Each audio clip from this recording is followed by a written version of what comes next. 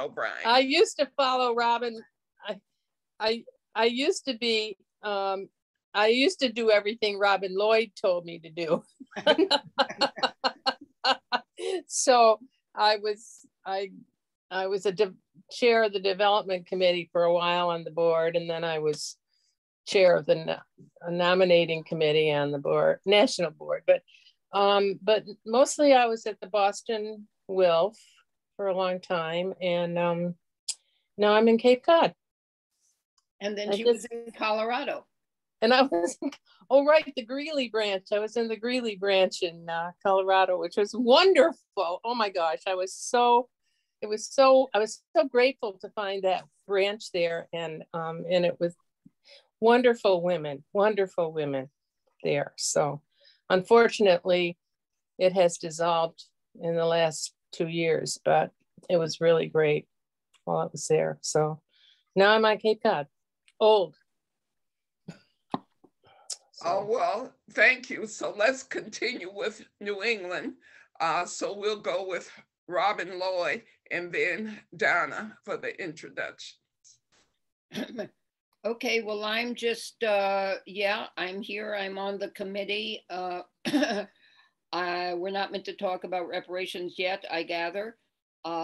Just to say that last night I went to a fundraiser for Dismas House, and Dismas House is for people who have come out of prison. It provides a home for them, and it was such a beautiful event. I mean, the nuns are just, they exude compassion, and the Attorney General of the state, T.J. Donovan, who is a real beautiful guy too, was there. And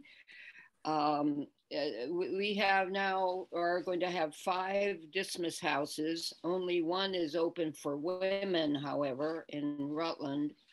But I think we're doing a good job there with helping prisoners make the transition to life.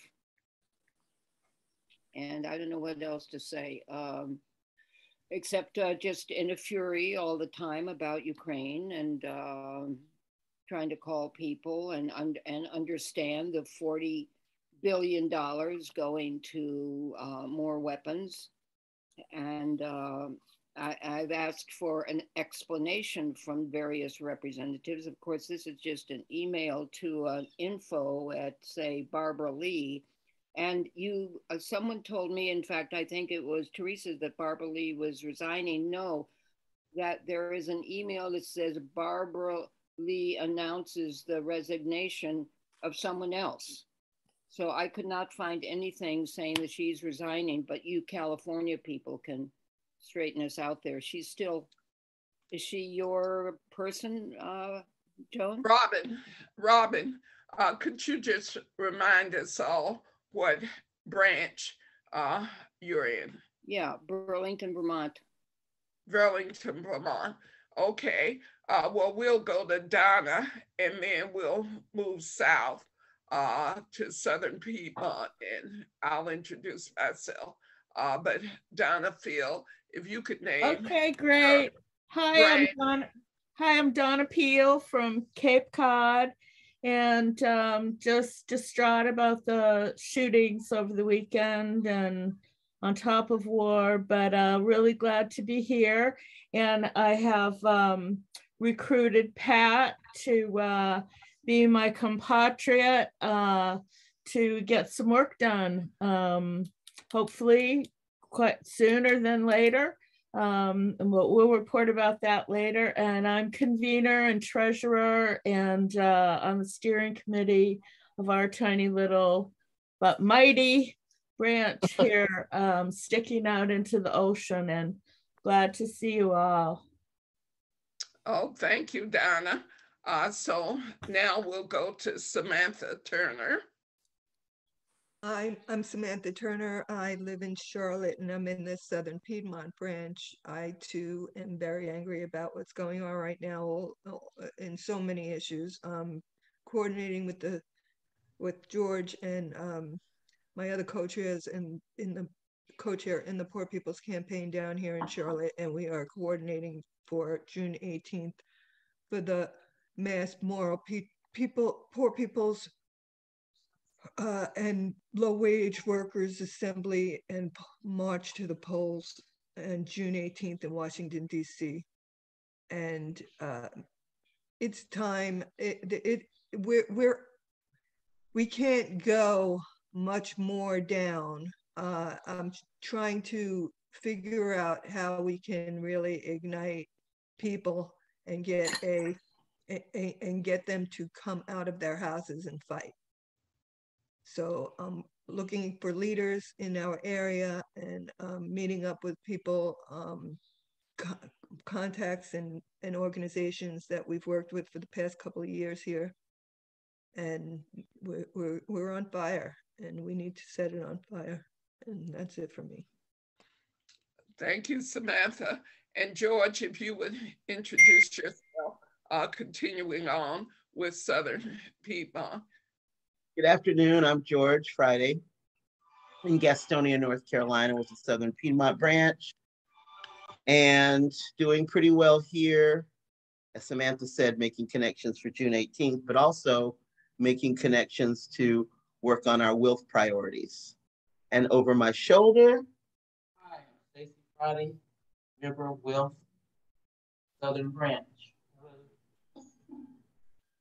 Nice to meet you. Yeah, good to see you, Stacy. So we got the real blood sisterhood going on at George's.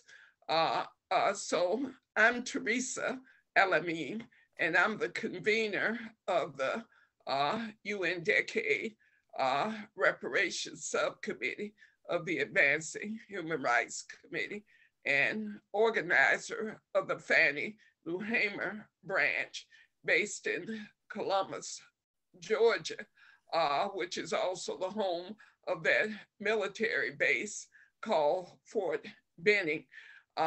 We'll go to the Midwest now. We have our Ann Arbor person.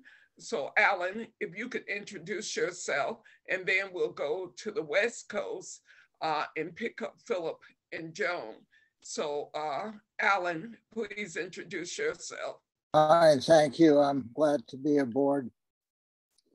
I live in Ann Arbor, Michigan. I was a family friend with Elise Boulding, and I joined WILF in 1959 when I began organizing the SDS. So I'm a longtime fellow traveler, at least.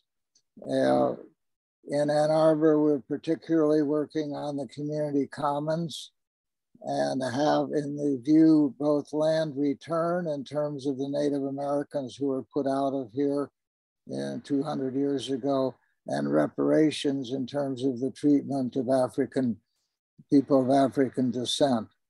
And there are many themes trying to work together to change the world on the little fulcrum of Ann Arbor, but we're trying to put all the questions together. And I'm very eager to see the efforts being made in other places that I can use as a base to open this question better in Ann Arbor. So glad to be aboard. Glad to have you. Alan Haber is one of our more famous members, the founder of Students for a Democratic Society. I learned that a few years ago from another friend in the Midwest. So we're very glad that Alan, who is a lifetime member of WILF when they were giving out lifetime membership. So we're glad to have Alan with us. So if we could go to Joan and then to Philip Cole. Hi, everybody. My name's Joan Goddard, and I'm in the San Jose, California branch, and look forward to hearing what's going on as we get to the reparations. Thank you. And I'm also interim convener of the Advancing Human Rights Committee, looking for new co-chairs to take over as ASAP so we can get going better. Thank you. Well, Joan also has a rich history.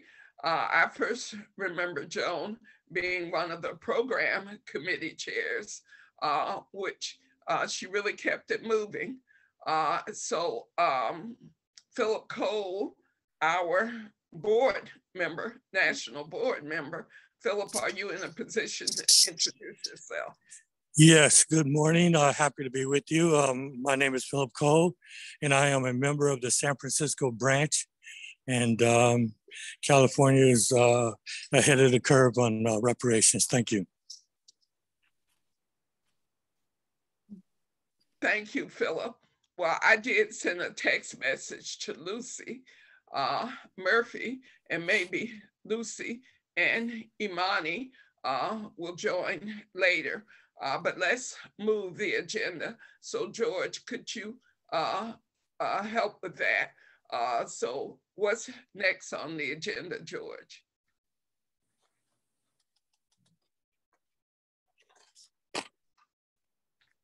George. Yeah. What's next on the agenda, George?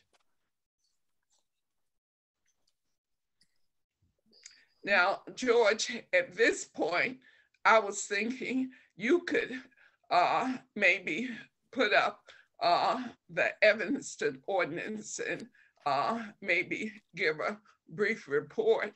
And then I'll share some controversy that's taking place around the Evanston ordinance.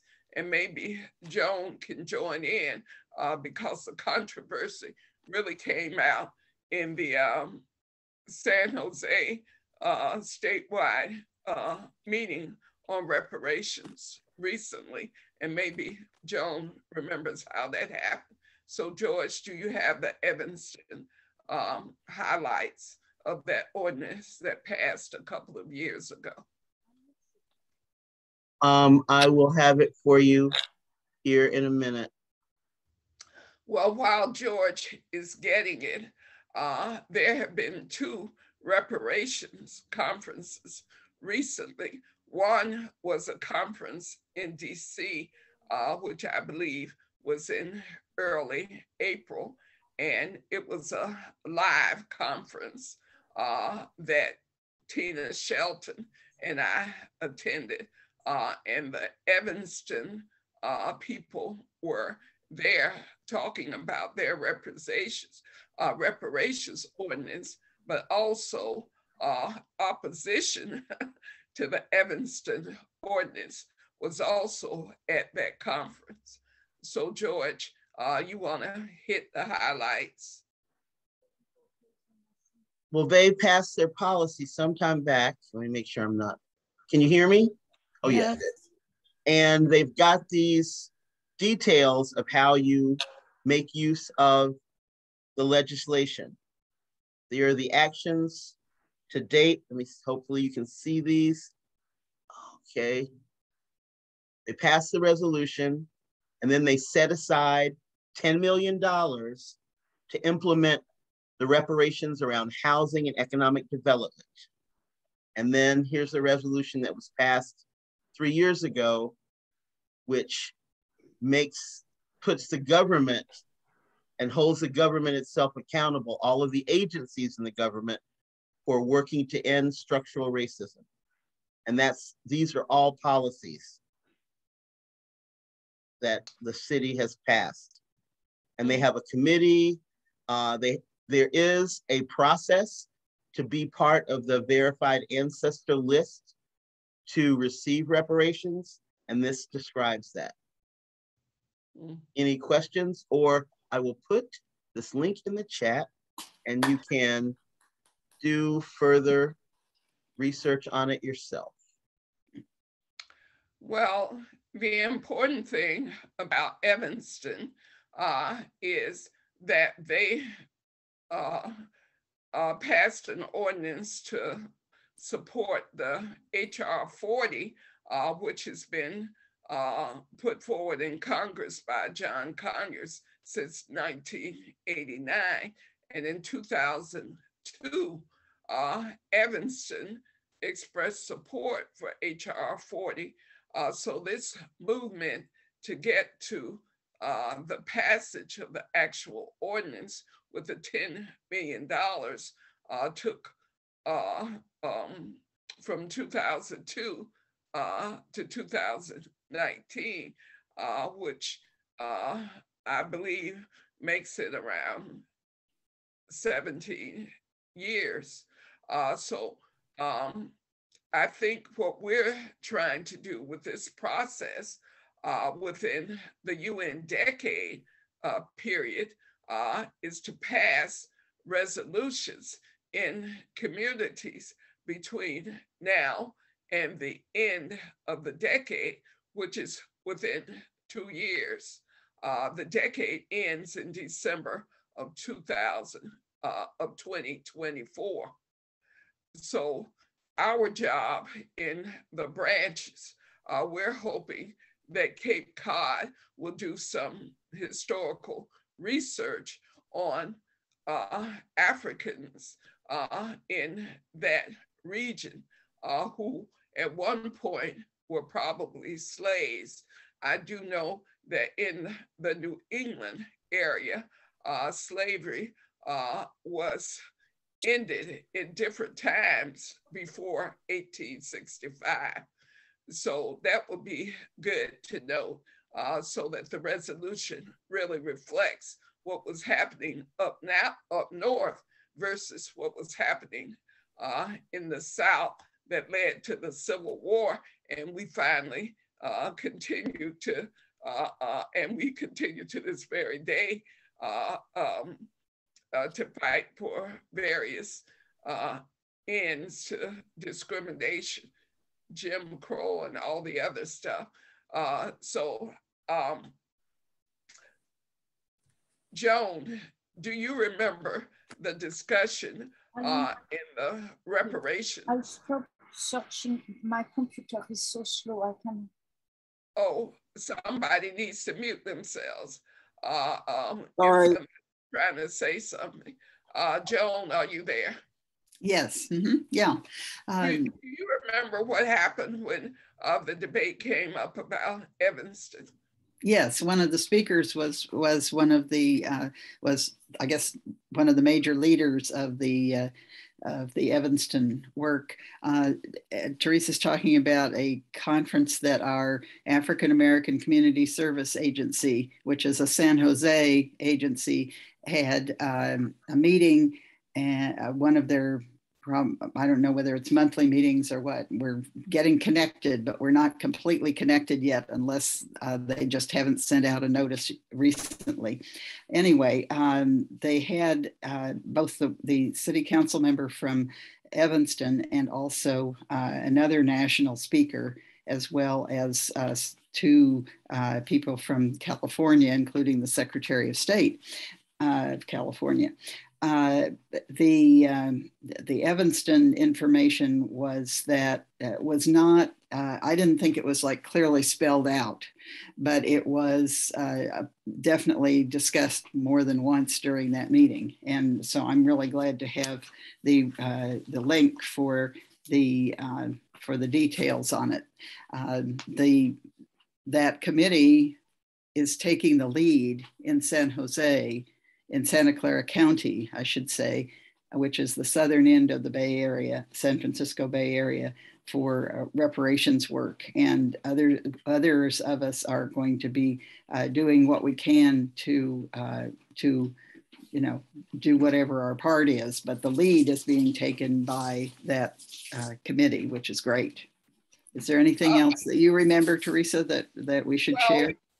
Well, I want you to mention, because this is a good report in terms of the update from different branch areas, but I want you to name, I can't remember the name of the nonprofit and the young man, I think his name is Wesley, who's taking the lead. So could you just Wesley Cox is the name of the staff member at the African American Community Service Agency, which is a long time organization here in San Jose, and they work throughout the county.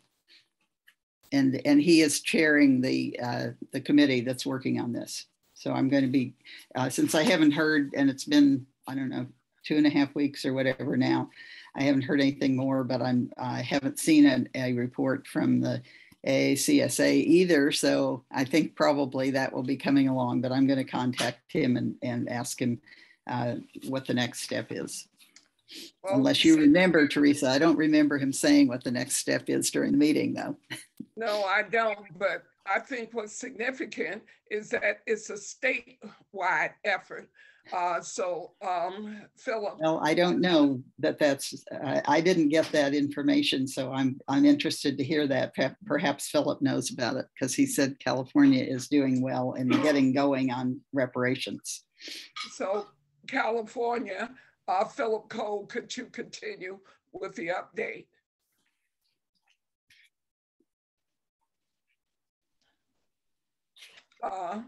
Okay, I'm ready to speak now. Okay. The California Task Force on Reparations meets once a month toward the end of the month. The last meeting, I believe, was last of April. And they have only really the action they've taken so far was they're going to limit reparations to Black people of African descent who were enslaved before the year 1900. And that's the latest that I've gotten from the California Task Force on reparations. Thank you. And that is also, I should say that is conducted under the offices of the Attorney General. Thank you. Well, I'm trying to understand the before 1900. You mean people who could trace their lineage in bondage before the year 1900. Yeah, so descendants of people who were in bondage before 1900. Yes, because 1865 actually did not, end slavery for a lot of people. I know people who were sold into slavery in the years of 1930, the decade of 1930. Well, that information probably drove the cutoff period or date of 1900. So that's important to know. Thank you, Philip. So now we'll go to Alan Haber, who I know was starting to get started on a resolution in Ann Arbor. So what's the latest, Alan, from Ann Arbor? There are many cross currents in our politics. There's a city government election coming up. We are focusing on a deliberation. What are the range of the vision and range of demands of the commons? Focusing on the day of what Peter Linebaugh has called the Anglo-Juneteenth, which is June 15th, the anniversary of the peasant revolt in 1381 and of the Magna Carta, as to what really is the demand, the vision of the commons. And it involves the reparation, restoration, rebalancing of the enclosures on human freedom that have taken place. So Juneteenth for the English Revolution is June 15th, and we're having a set of deliberations to articulate what are the elements of the overall program that the Commons allows us to articulate in the context of Ann Arbor politics and wider politics. So right now, I'm doing what I can toward developing this deliberation on June 15th. And to the extent I can have any material from Evanston, from San Jose, from Ashland, as a basis to what is going on elsewhere in the country on reparations, it would be a good base to try and focus that more specifically on the elements in Ann Arbor around housing, employment, and many such questions, all of which are relevant everywhere. Well, Alan, I think it's important to make the link between the descendants of Africans in the region and the history of slavery in the region. Otherwise, you negate the purpose of reparations for descendants of Africans. Yes, I quite agree. I hear you. That is our endeavor in this reparations aspect. What is the real experience in Ann Arbor and its residue in the people who are there now, and how is that corrected toward rebalancing the injustices of right now among Ann Arborites? The NAACP, which is the main organization that is focuses around Juneteenth, is not active and not too interested in this. So there are other networks I'm hoping are going to give us more access into the African American community.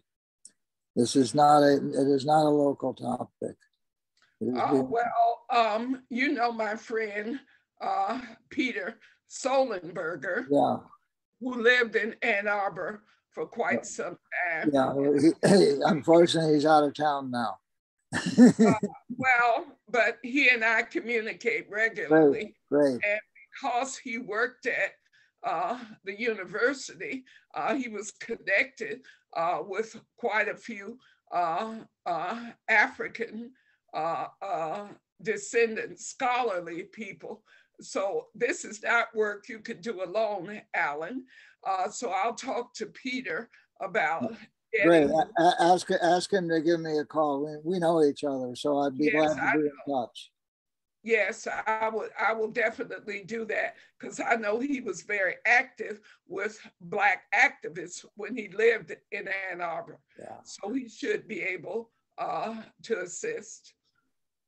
Yeah, there's a network of people who are in this conversation, and one person in particular who has a family in Columbus will visit you sometime. Paquetta Palmer is probably considered the unofficial mayor of Ann Arbor. She's in that networking position in the African American community, been here forever and knows everyone. So how this surfaces into the Ann Arbor politics and its exact timing, it has many factors beyond my control, but I'm pushing it forward. I think having a conversation with Peter would be helpful. Good. So continuing on any other updates. Teresa? Yes. I was just looking up reparations, and there is in New England, apparently, this Atlantic Black Box. Have you heard of that? Who are investigating because of the participation in the slave trade of New England in the sailing ships. And they are pursuing locating all of the different historical information about the slave trade in New England. And I know that the Brewster UU Church has a task force about reparations as well, because Cape Cod was highly involved in all of that. Well, that slave trade. Donna? So, Donna, we have the First Parish Brewster has under their social justice committee a subcommittee on reparations. They've been stalled lately, but I have the contact person. We have a huge history of slave trade. The shipmasters here on Cape Cod completely were in the slave trade, bringing rum up, selling slaves, having slaves here. It's just rampant here. And I think this is a perfect place to get a foothold into Massachusetts, into New England, because there's the meeting house that First Parish Brewster meets in was the ship captain's meeting house. I mean, it's just, this is really exciting, I think. Oh, yes, it sounds like it. Lots of important history to be uncovered. George and Samantha, do you have an update about Charlotte and Southern Piedmont? Teresa, I have some Massachusetts information. This is Joan. That's why I put my hand up, because we were talking about Cape Cod and Massachusetts. If you want that before we go south. Oh, yes, go right ahead, Joan. Yeah, I got a couple of messages this morning, which I happened to see, and they were related to Massachusetts Peace Action having a reparations group, and also a Western Massachusetts Surge showing up for racial justice has too, and I will send those I'll forward those two messages to Pat and to Donna. And be sure to forward it to Robin as well, because a new member in the Boston branch, Mickey Metz, I'm not sure if she received a notice for this meeting, but I know she's very interested in working on this. So I see Massachusetts and Vermont as, because I think those are the only branches, Cape Cod, Boston, and Burlington in New England. But please correct me if I'm wrong, Robin and Donna. Yeah, while they're thinking about it, I just wanted to mention, I'm sorry, I forgot I was going to mention Nikki. And so should I send these things to you, Teresa, to forward to Nikki? Oh, no. Not Nikki. Her name is Mickey, and she is a new member of the Boston branch. Okay. You know, Nikki, who used to be the staff person. Yeah, right. I'm sorry. Okay, so should I send these things to you, or should I send them to Boston? Directly, copy me, but send them directly to Donna, Pat, and Robin, because they live in New England. And I'll make sure that Mickey and Julie, who are the members of African descent in the Boston branch, I'll make sure they get them. So if you could copy me and George on what you're saying, that would be great. Okay, great. I put the Atlantic Black Box website in the chat in case anybody wants to take a look at it. Thank you. Thank you. Well, George, I'm serious, George, about you functioning as kind of co-convener with these two subcommittees, including this one. So George, if you could be sure to save the chat so it could be distributed to everyone who missed the meeting and all of us in attendance, in addition to the recording, that would be great. Absolutely. Thank you. Now, Samantha and George, did you want to say anything with an update about Charlotte and the possibilities in your area? I'd like Samantha to share what she can. I know that because of the work Samantha's done over years with RAP in Charlotte, that's a good place for us to start. And we have a relationship through the work that we've been doing with the former mayor and some judges and even past prosecutors that can help us with the strategy of taking this to the city council. But Samantha, can you say more? Well, what I can say about Mecklenburg County is last summer, after the Evanston decision and after Asheville decided to actually give reparations, Mecklenburg County, a commissioner there had $2 million approved for Mecklenburg in what was called equity investments. So they didn't call it reparations, and it's hard to really track where that money actually went because the city council is really a mess right now. So what I've been doing is putting pressure on the candidates that are running right now. Our primary is tomorrow. So we've had early voting for the past 2 weeks, and that's we're trying to get new faces and more progressive faces on the city council and the county commissioners, the board of county commissioners. So I do have a lot of interaction with those people.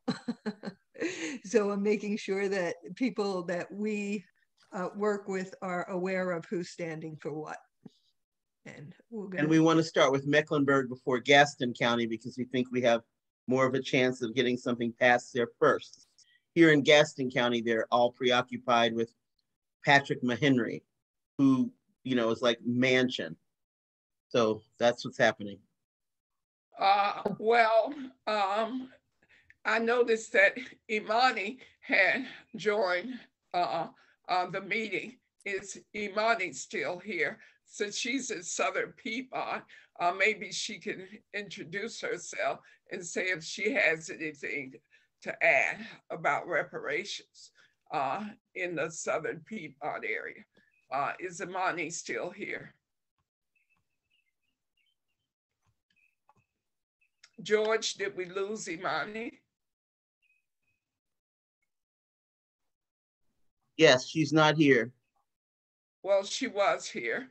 And so I'll just say about Columbus, Muskogee County, we have a small committee and elections are taking place now for 5 city council members and the mayor. So they will take office. We will definitely have a new city council in January.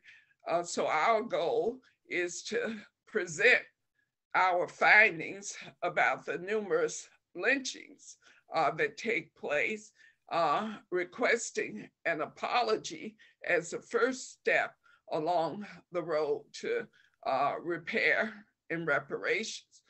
So our committee, which includes the community historian who was head of the Columbus Black History Museum and Archives, and he has all of this data and information that will help to make the case for Columbus, Georgia, founded during slavery in 1828, and all that took place from then until now. And so we'll have a pretty big ordinance and a process of educating the community starting in January with a plan to pass a resolution by August of this year, of 2023, I mean. So that's the plan in Columbus, Muskogee County. So we should probably move the agenda unless there are any other updates from anyone who hasn't spoken. Joan has her hand up. I don't know if that's from before or if that's new. Well, help me, George, if you could recognize people. Sorry about that. All right, then we're good. What about Robin? Do you have anything to say about Vermont I think the New England process that Pat O'Brien and Joan are contributing to is going to be important for looking at Vermont, since Vermont only has 1% Black people, is what I heard. So the history of what happened in Vermont should be interesting to know about. So are you there, Robin? Yeah, yeah. So the on the state level, the House, the House apologized for state-sanctioned eugenics, which was against not just Indigenous people, but poor people and people of color way back. They did that a couple of years ago, and now we have a Vermont Truth and Reconciliation Commission that does not use the word reparations, but there is money behind it, and there's a whole complex system of different levels of it to make sure that the people who are doing the research and I guess receiving some of the money to do the research are really the people who care and were involved. So our House, the Vermont State House just closed last week for the session. We don't start up until January. And that was passed in the last couple of months. In terms of the city, we have a reparations committee that meets regularly. I haven't gone to the sessions, but I'm going to look them up and try to see, especially working up to Juneteenth. The woman in charge of the whole thing, which was a big deal when it was passed a year ago, has quit and said that she can't get along with the Mayor Muriel Weinberger. So we're not quite sure what has transpired there, except Juneteenth is going to be a big deal and Angela Davis is coming. Wow. Well, that is a big deal. Yeah.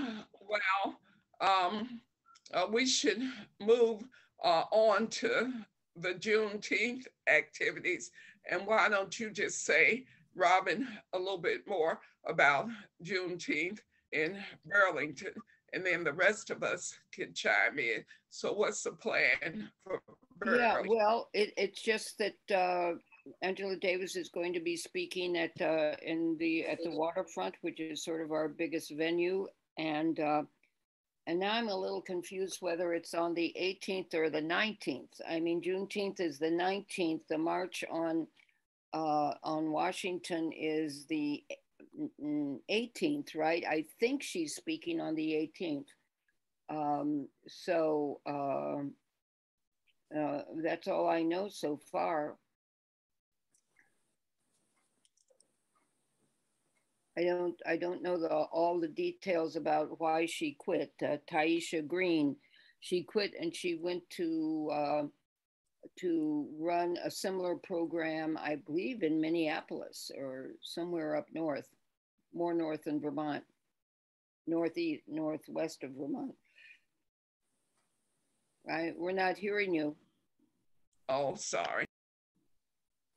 Sorry, I was muted. We're on the Juneteenth activities, Robin. So will you be in DC on the 18th, or will you be in Burlington? I'm pretty sure I'm going to be in Burlington. Okay, good. Well, we'll love to hear a report about what Angela Davis and all the happenings at our meeting in June. We're continuing on with Juneteenth events. Well, I'll be traveling to DC on June 16th because the new a restart of the DC branch will take place on June 17th.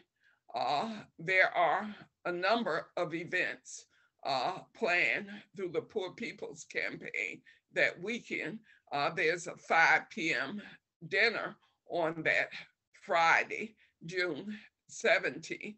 And at 7:30, the DC branch will be restarted at the Sankofa Cafe. And of course, on June 18th will be the big Poor People's march and campaign. And then on June 19th, there's a huge event going on in DC for Juneteenth, in addition to events on the official national holiday celebration day, which will be June 20th. So I plan to be in attendance at most of those events as I continue to connect with the new members of the DC restarted branch.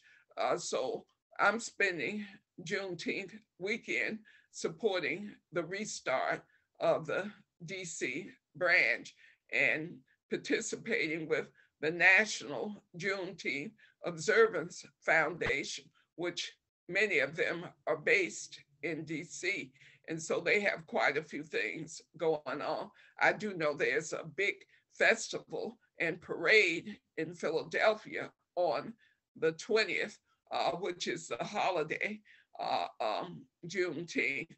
And I must say that the state of Georgia, the governor did sign the Juneteenth bill. So it's official as in the state, it's a national holiday, but states have to do ratifying the holiday like they did with the Martin Luther King Jr. holiday. It has to be done state by state.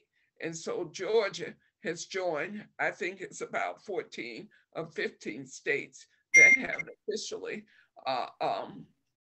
ratified Juneteenth as a holiday. So that's my report from Georgia. So anybody else with any Juneteenth activities they would like to report? I will. I'm lowering my hand. I raised it thinking I'm the person who notices when people raise their hands. Why did I do that? I will also be in DC. I'll be at the event on the 17th to help revive the DC branch. But there are Juneteenth activities in Gaston County. And in our, I use the word very generously. It's mostly my niece Raven and Stacy, who are amiable and friendly and talk to humans, unlike me. I'm not unfriendly, I'm just not very whatever it is. Anyway, they have contacted folks in part about June 18th, but some of them do not want vaccinations. They do not want to get on a bus, but they are interested in wealth. So one of the activities that we've talked to them about is participating in the Gaston County Juneteenth events and helping recruit members to WILF Southern Piedmont. And there's going to be all-day events in Belmont, which is just north of here, and it's like 6 miles. It's still Gaston County. And downtown Gastonia will have events in the traditional African-American part of town that's still that after many, many decades. So Irwin Park is that neighborhood and area. And so that is probably going to be where Brianna and Brittany and several other people that do not want to get vaccinated, because you have to be vaccinated to get on the bus, will do canvassing or not tabling that day. They've never done it before. It will be an adventure, and we've talked about it. So that is the plan at this moment. And that will be the Juneteenth events here. That sounds great, George. So anyone else on Juneteenth events before we move to announcements? Yeah, let me just ask, maybe you mentioned it, Teresa, but isn't there a national board meeting in Washington at right around Juneteenth?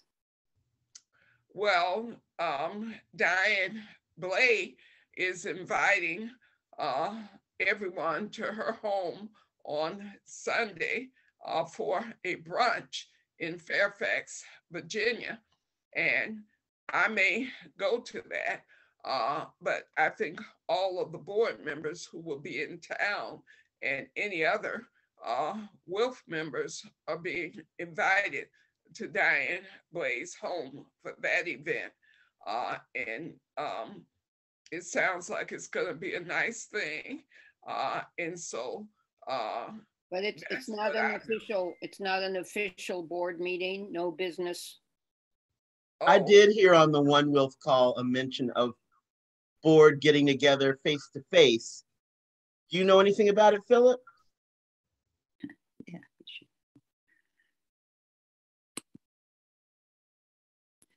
Yoo-hoo, Philip. No, all the events are going to be a surprise to me.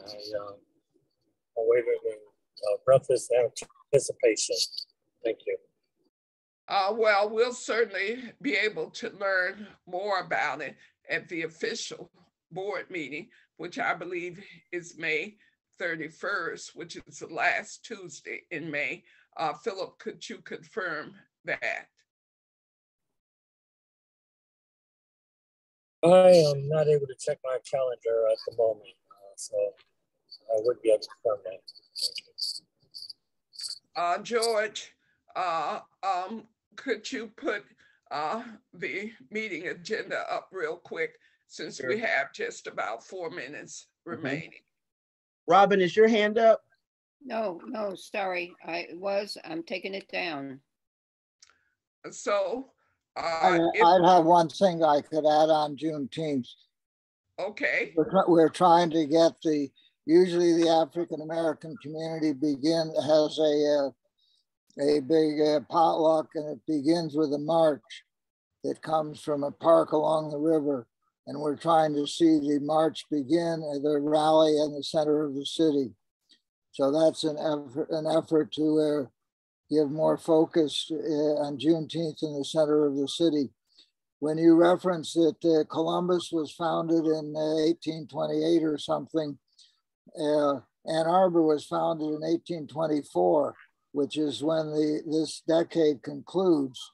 And it seems to me that will probably be the date that we will choose to put our resolution forward, sort of as you have chosen a date to put your resolution forward. I think our bicentennial is when we can begin the history of the oppression of African Americans in Ann Arbor area. Oh, wow, that sounds like a counter history. That sounds like a great plan, to use the bicentennial to demand reparations. Yeah, I think it's a good focal point, along with land return to the Potawatomi Nation. Wonderful. Well, on the announcements, are there any announcements that people have? Robin, and then George, about the triad June 5th thing. Okay. So Robin first, and then George. On May 28th, we are celebrating Africa Day up here. It's actually going to be in my yard. We're showing a film on Thomas Sankara, the so-called Che Guevara of Africa, who was the president of Burkina Faso for 4 years until he was assassinated. And we have a kind of a Burkina Faso community here who are eager to spread the word on good governance, that good governance can happen and can happen in Africa, and had happened with this guy, Thomas Sankara. So I'm looking forward to that. Thank you. George, will you announce the June 5th 1-year anniversary celebration? Yes. So mark your calendars and register. I will put the registration link in the chat for the 1-year anniversary of the Metro Atlanta branch, the Triad branch in North Carolina, and the Black Liberation Caucus. Yes, 3 birthdays, 3 1-year anniversaries that we celebrate on June 5th at 3 o'clock Eastern and noon on the West Coast. You need to register. We're going to highlight issue committees, Earth Democracy and Women, Money, and Democracy. It's a public event, So you can invite everyone. You can invite everyone that comes to your Africa Day, Robin. We want this to be a lively, fun, uplifting event. So come one, come all. And I will put the registration link in the chat. Thank you, George. And I'm sure we'll have several reminders before June 5th. Are there any other announcements that are happening over the next few weeks? Well, on the next meeting, we had thought we would do the third Monday in each month. However, the third Monday in June is actually the official Juneteenth holiday.